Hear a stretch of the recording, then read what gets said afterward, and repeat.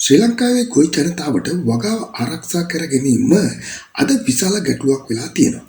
වල්ලූරන්, වඳුරන්, දඩුලේනුන්, ඉත්තෑවන් වැනි සතුන්ගෙන් වගාවට සිදුවන හානි නිසා වාර්ෂිකව ලක්ෂ ගණනක අලාභයක් සිද්ධ වෙනවා. මේ හේතුවෙන් නීතිගතව තුවක්කු බලපත්‍රයක් ලබා ගැනීමට බොහෝ අය උනන්දුවක් දක්වනවා. එහෙමනම් මේ වීඩියෝකින් වගාව ආරක්ෂා කර ගැනීම සඳහා තුවක්කු බලපත්‍රයක් ලබා ගන්න නිවැරදි ක්‍රමවේදය පියවරෙන් පියවර පැහැදිලි කරනවා. එහෙමනම් රැඳී සිටින්න වීඩියෝ අවසානය වන තෙක්ම.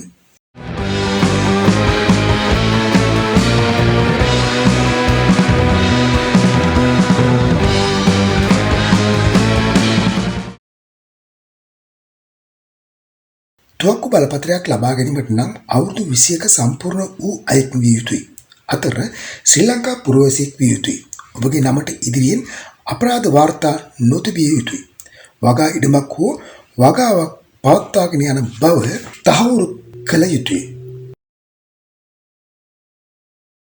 තුවක්කු බලපත්‍රයක් අයදුම් කිරීමේදී ඉඩම් හිමි ඔප්පුව බද්දටගත් ඉඩමක් නම් ඒ සඳහා ඇති ලේඛන ග්‍රාම නිලධාරීගේ නිර්දේශ ලිපිය වගාවට වන සතුන්ගෙන් සිදුවන හානිය පිළිබඳ වාර්තාවක් වගා වර්ග එනම් පොල්, කුඹුරු, එළවලු, පළතුරු වගා ආදිය සඳහන් කළ යුතුයි.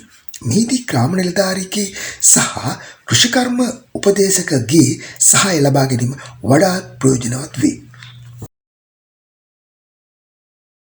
ඔබගේ වසමේ පොලිස් ස්ථානයට ගොස් වගාව ආරක්ෂා කිරීම සඳහා තුවක්කු බලපත්‍රයක් ඉල්ලුම් කරන බව ලිඛිතව ඉදිරිපත් කළ යුතුයි. එවිට පොලිසිය විසින් ඔබ පිළිබඳ කරුණු සොයා බලයි. ඒ අනුව අසල්වැසියන්ගෙන් තොරතුරු ලබා ගනී. වගාව ආරක්ෂා කර ගැනීම සඳහාද යන්න තහවුරු කරගනී.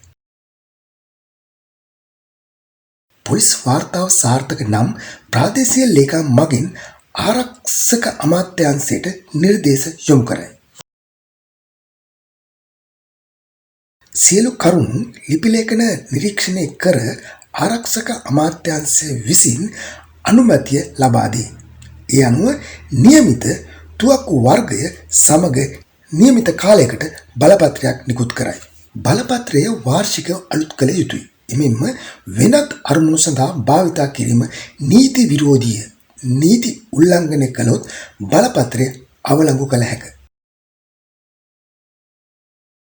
වගාව ආරක්ෂා කර ගැනීම ගොවියාගේ අයිතිය වුවද ඒ සඳහා භාවිතා කරන ක්‍රම නීතිගත හා වගකීමෙන් යුතු විය යුතුය.